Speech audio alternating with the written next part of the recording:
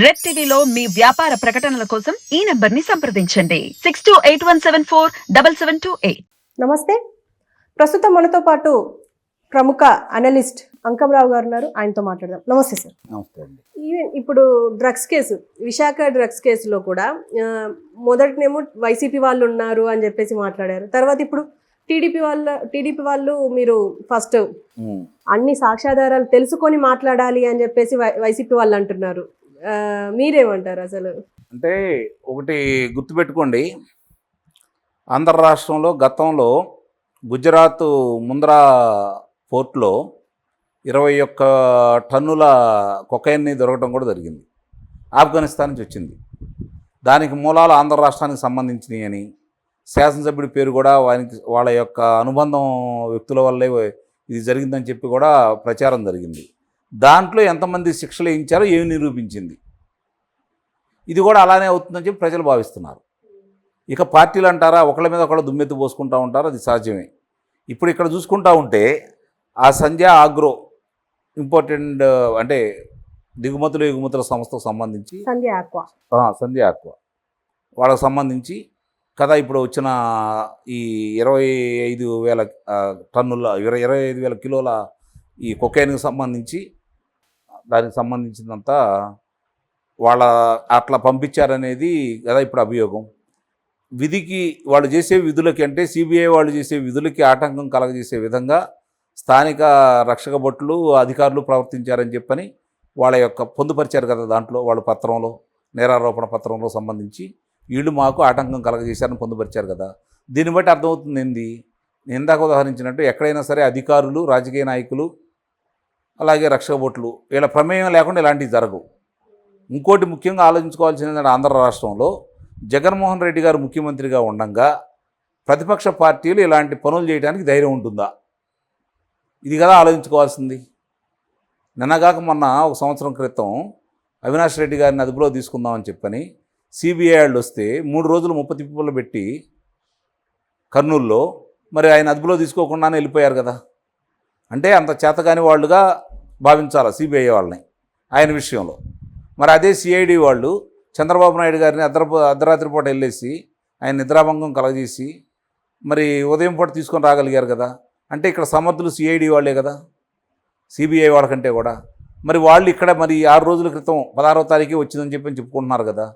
మరి వాళ్ళకి ఎలా తెలియకుండా ఉంది, వాళ్ళు ఎందుకు దీని గురించి దృష్టి పెట్టలేదు? అంటే అధికార పార్టీ ప్రమేయం ఉందని చెప్పి చాలా స్పష్టంగా అర్థమైపోతూ ఉంది. వాళ్ళు ఎప్పుడు చెబుతూనే ఉంటారు కదా, ఎదుటాల మీద బట్టగాలు చేయటం, బురజల్లటం వాళ్ళకి అలవాటే కాబట్టి, వాళ్ళ చేతిలో పత్రికలు ఉన్నాయి, ప్రసార మాధ్యమాలు ఉన్నాయి కాబట్టి వండి వరుస్తూ ఉంటారు. సమాధానాలు చెప్పాల్సింది ప్రతిపక్షాలు. నిజంగా ఇక్కడ జరుగుతుంది అంటే ఎవరైతే దోషులు ఉన్నారో వాళ్ళు సమాధానం చెప్పాలి. కానీ వాళ్ళు ఎదుటాళ్ళని దోషులు అంటే వాళ్ళు సమాధానాలు చెప్పుకోవడమే సరిపోతూ ఉంది ఇప్పుడు దాకా. కాబట్టి ఈ కుంభకోణంలో కావచ్చు, డ్రగ్స్ సంబంధించిన దాంట్లో చాలా స్పష్టంగా మనకు కనపడుతూ ఉంది. కాబట్టి రెండో ఆలోచన చేయాల్సిన అవసరమే లేదు. కాకపోతే ఒకటి నేను చెప్పినట్టుగా ఎంతమందికి శిక్షలు పడతాయి అనేది అనుమానమే, కానీ ఇది మాత్రం రాజకీయం చేసుకోవడానికి ఇరు పార్టీలు ప్రయత్నిస్తాయి, అందులో సందేహం ఏం లేదు. ఎన్నికలు ఇప్పుడు అపధర్మ ప్రభుత్వాలు కాబట్టి ఉండేవి కూడా వీళ్ళేమీ పెద్దగా ఏమీ చేయలేరు. కాబట్టి సిబిఐ వాళ్ళు కనుక స్వతంత్రంగా ఈ ఎన్నికల్లోపే కొన్ని నిజాలను ప్రజలకి అందజేస్తే అప్పుడు అసలు దోషులు ఎవరు, మూలకారకులు ఎవరు, సూత్రధారులు ఎవరు, పాత్రధారులు ఎవరు అనేది మొత్తం బయటకు వస్తుంది. అప్పుడు దాకా ఫలానా వాళ్ళు చేశారంటే అన్ని వేళ్ళు కూడా అధికార పార్టీకల్లే చూపిస్తున్నాయి. కాబట్టి సమాధానం చెప్పుకోవాల్సింది కూడా అధికార పార్టీ వాళ్ళే. వాళ్ళు ఏంటంటే ప్రతిపక్షాలని ఇరకాటంలో పెట్టడం కోసం ఇప్పుడు ముఖ్యంగా పురంధేశ్వర గారి గురించి వాళ్ళ బంధువులు అని చెప్పని కూడా వాళ్ళ దాంట్లో ప్రచురించడం కూడా జరుగుతుంది. కాబట్టి అంటే తిరిగి వీళ్ళ మీదే చేయడానికి వాళ్ళు ప్రయత్నం చేస్తున్నారు. చూడాలి.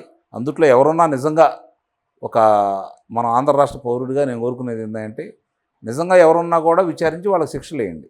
అంతేగాని దీన్ని రాజకీయం కోసం వాడుకోవడం కాకుండా నిర్వీర్యం చేయకుండా నిష్పక్షపాతంగా మీరు దాన్ని విచారణ జరపండి అని చెప్పని నేను కోరుకుంటున్నాను. అండ్ ఇప్పుడు విజయసాయి రెడ్డికి బ్రెజిల్ ప్రెసిడెంట్కి ఏంటి సంబంధం అని చెప్పేసి అంటున్నారు సోషల్ మీడియాలో. ఎందుకు అంటే ట్విట్టర్ అంటే ఎక్స్లో ఒక ట్వీట్ చేశారు, కంగ్రాచులేషన్స్. 3 సంవత్సరాలకు ముందు అది ఆయన ఐక్యరాజ్య సమితి సభ్యుడు కదా విజయసాయి రెడ్డి గారు. ఓకే, ఆయనకు పదవి ఉంది కదా, ఐక్యరాజ్య సమితి పదవి ఉంది, విదేశీ వ్యవహారాలు చూసే పదవి ఉంది, విదేశీ వ్యవహారాల మంత్రి గారు కదా, ఆయనకి ఏదైనా స్వేచ్ఛ ఉంటుంది. సో అక్కడి నుంచే డ్రగ్స్ ని తీసుకొచ్చారు. అవును, అది వాస్తవం. 2 సంవత్సరాల క్రితం ఇదే విషయాన్ని లోకేష్ బాబు గారు కూడా ఈ అంశాన్ని ఎత్తారు. అందుకే నేను అంటుంది, ఆయన అన్నిటికీ అతీతుడు. భారతదేశంలో అందరికంటే ముందు ఆయనకే తెలుస్తూ ఉంటాయి. ఆయనకి సంబంధించి బ్రెజిల్కి అప్పుడు అధ్యక్షుడిగా ఎన్నికైన వ్యక్తికి ఆ రోజే చెప్పాడు అంటే వాళ్ళ సంబంధాలు ఎంత బలంగా ఉన్నాయో అర్థం చేసుకోవాలి కదా. ఇంకా వీళ్ళ గురించి మాట్లాడుకుంటా ఉంటే ఎట్లా? అదే నేను చెప్పేది, వాళ్ళు దేనికైనా సమర్థులు. విజయసాయిరెడ్డి గారి నేతృత్వంలోనే జరిగిందనేది వాస్తవం. దానికి ప్రభుత్వ పెద్దలు అధికారుల యొక్క ఆశీస్సులు ఉన్నదనేది వాస్తవం.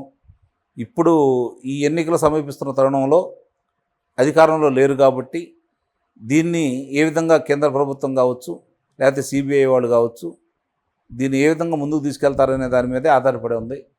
ఒకవేళ వీళ్ళ దగ్గర ఉన్న ధనబలం, గతంలో వీళ్ళకున్న పరిచయాలు, మరి గతంలో ఇందాక చెప్పినట్టు గుజరాత్లో జరిగినటువంటి దాన్ని మాఫీ చేసుకునే విధానం చూసుకుంటా ఉంటే దీన్ని కూడా అలాగే కోల్డ్ స్టోరేజ్లో పడేస్తారా, లేకపోతే నిజంగానే విచారించి దోషులను శిక్షిస్తారా అనేది చూడాలి. అండ్ ఇప్పుడు రోజాకి సంబంధించి ఆమె జీవిత చరిత్ర ఒక బుక్ విడుదలయ్యింది ఆల్రెడీ. రోజా గారిది నేనైతే చూడలేదు ఇంకా దాన్ని. చూడలేదా? ఓకే. అంటే ఆమె జీవిత చరిత్ర చదివేంత ఓపిక ఎవరికి ఉంటుంది అని కొంతమంది, అంటే ఇప్పుడు సోషల్ మీడియాలో నేను చూసింది ఇందాక, ఆమె బుక్ రిలీజ్ అయింది ఆల్రెడీ, బయట జరుగుతున్న రచ్చ సరిపోలేదా, ఇక్కడ ఇప్పుడు బుక్ ద్వారా తెలపాలా అని చెప్పేసి అంటున్నారు. ఇప్పుడు మామూలుగా మహాభారతం గురించి తెలుసా మీకు? చదివారా? చదవలేదు, విన్నాను, కదా చూశాను. కదా. మహాభారతం చదువుతారో లేదో తెలియదు కానీ రోజా గారి పుస్తకం మాత్రం చదువుతారు నిస్సందేహంగా. ఎందుకంటే సహజంగా ప్రజల్లో ఉత్సుకత ఎలా ఉంటుంది అంటే, మంచి కార్యక్రమాలకి మంచి మనుషుల కంటే కూడా వివాదాస్పద వ్యక్తుల గురించి ఎక్కువగా తెలుసుకోవాలని ప్రయత్నం చేస్తూ ఉంటారు.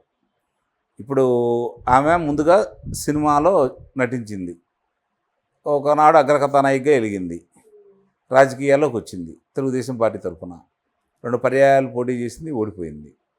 సరే కాంగ్రెస్ పార్టీలోకి వెళ్ళింది. రాజశేఖర రెడ్డి గారు చనిపోయిన తర్వాత జగన్మోహన్ రెడ్డి గారు పార్టీ పెట్టారు, ఆ పార్టీలోకి వెళ్ళింది. 2 పర్యాయాలు ఆమె శాసనసభ్యురాలుగా గెలుపొందింది.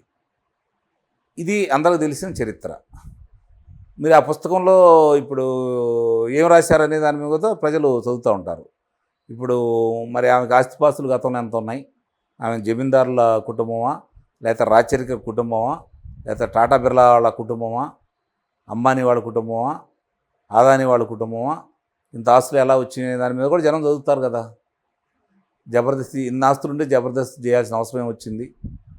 గతంలో నేను చెప్పింది కదా, జబర్దస్త్ వల్లే మా కుటుంబం నడుస్తుందని చెప్పాను గతంలో ఆమె. మరి ఈరోజు మరి ఇంత ఆస్తులు ఎలా వచ్చినాయి, మరి ఇన్ని కార్లు ఎలా వచ్చినాయి, ఇన్ని విల్లాలు ఎలా వచ్చినాయి, ఇవన్నీ కూడా దాంట్లో పుస్తకంలో ఉందేమో చూడాలి. నేను ఇంకా చూడలేదు, అసలు ఆలోచన కూడా లేదు నాకు, వచ్చిందని కూడా తెలియదు మీరు చెప్పేంత వరకు కూడా. చూడాలి నిస్సందేహంగా. వాళ్ళు ఏం పొందుపరిచారంటే, ఇప్పుడు సహజంగా మహానటి సావిత్రి గారు, ఆమె గురించి ఒక చిత్రాన్ని నిర్మించినప్పుడు ప్రజలు చాలా గొప్పగా విజయవంతం చేశారు. ఆమెను మహానటిగానే చూశారు తప్ప ఆమె పడ్డ బాధలు, అంటే ఆమె చనిపోయింది విషయం చాలామందికి తెలియదు. 1981లో చనిపోవడం కూడా జరిగింది ఆమె, అది చిన్న వయసులో. ఇప్పుడున్న తరానికి చాలామందికి తెలియదు. కానీ మహానటి సావిత్రి గారి గురించి చూడాలని చెప్పని ఆ తరం వాళ్ళు, మధ్యతరం వాళ్ళు, ఇప్పుడు వాళ్ళు కూడా చూశారు కాబట్టి ఏం జరిగిందో తెలుసుకోవాలనే దాంట్లో ఆమె ఎలా పతనం అయిపోయింది, లేకపోతే ఎలా ఉన్నత స్థానానికి వెళ్ళింది ప్రజలు ఆదరించారు. అట్లాగే ఈమె గురించి కూడా ఇప్పుడు రేపు పొద్దున నేను అన్నట్టు ఉత్సాహంగా ఉంటుంది కొంతమందికి, వివాదాలని ఎక్కువగా ఆస్వాదిస్తూ ఉంటారు. అలాంటి వాళ్ళు చదువుతారని నేనైతే భావిస్తున్నాను. అంతకంటే ఏముంటాయి చెప్పండి అంశాలు? స్వాతంత్ర సమర యోధురాలా, లేకపోతే ఉద్యమకారిణియా, ప్రజాసేవ చేసిందా, స్వచ్ఛంద సంస్థలు ఏమైనా నడిపిందా, ఏం చేసిందని ఆమె గురించి మనం ఎక్కువగా ఆలోచించుకోవాలి. ఏం చేసిందని ఆమె గురించి పుస్తకం రూపేణా రావాలి. ఆ పుస్తకం రాసేవాళ్ళు కూడా దానికంటే వాళ్ళందరికంటే ఈమె గొప్పదని భావించి రాశారేమో అనిపించదు. అంత తప్ప మనకేముంటుంది చెప్పండి? అది కూడా ఏం రాశారో ఒకసారి చదువుదాం. చదవకుండా ఎలా? ఇలాంటివి కూడా తెలుసుకోవాలి. మాట్లాడాలంటే ఒకవేళ మనకు తెలియకుండా ఆయన గొప్పలు ఏమైనా చేసి ఉండొచ్చేమో, గొప్పతనాలు చేసి ఉండొచ్చేమో, ఎంతోమంది విద్యార్థులను చదివించి ఉండొచ్చు, లేకపోతే ఎంతోమందికి ఆరోగ్యానికి సంబంధించినటువంటి వైద్యానికి సంబంధించిన ఖర్చులని భరాయించి ఆమె చేసి ఉండొచ్చు కదా. ఇవన్నీ చూసిన తర్వాత కదా మనం మాట్లాడుకుందాం. Okay sir, thank you sir.